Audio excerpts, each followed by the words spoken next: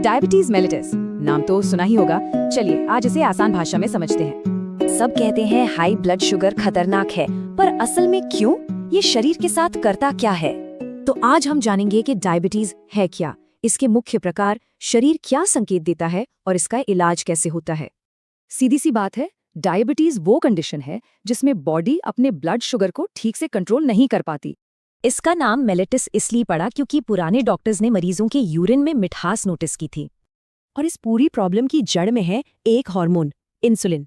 इसी से जुड़े हैं डायबिटीज के दो मेन टाइप्स। टाइप 1 में होता यह है कि बॉडी का अपना ही इम्यून सिस्टम इंसुलिन बनाने वाले सेल्स पर अटैक कर देता है। और टाइप 2 जो कि ज्यादातर लोगों को होता है, उसमें बॉडी इंसुलिन के असर को रेजिस्ट करने लगती है। तो जब शुगर लेवल बढ़ता है, बॉडी 3 क्लासिक वार्निंग साइन देती है। ये एक तरह का अलार्म है। ये तीनों चीजें आपस में जुड़ी हैं। बॉडी एक्स्ट्रा शुगर को यूरिन से बाहर निकालती है, जिससे प्यास लगती है। पर ये तो सिर्फ वार्निंग साइन है। असली खतरा तो वो है जो लंबे समय में चुपचाप होता रहता है। ये डैमेज दो तरह का होता है, बड़ी ब्लड वेसल्स का और छोटी ब्लड वेसल्स का। दोनों ही खतरनाक हैं।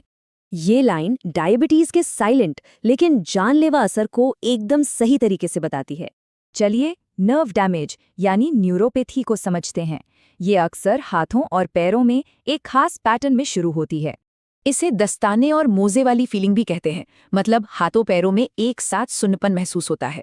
और यही वजह है कि डायबिटिक फुट इतना खतरनाक हो सकता है। सेंसेशंस नहीं होता और जख्म भरते नहीं। तो डायबिटीज में इन्फेक्शन इतने ज्यादा क्यों होते हैं? इसका जवाब हमारे इम्यून सेल्स में छिपा है।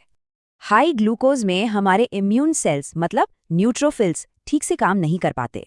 मतलब ये बैक्टीरिया तक पहुंचने, उन्हें पकड़ने और खत्म करने, तीनों ही कामों में स्लो हो जाते हैं।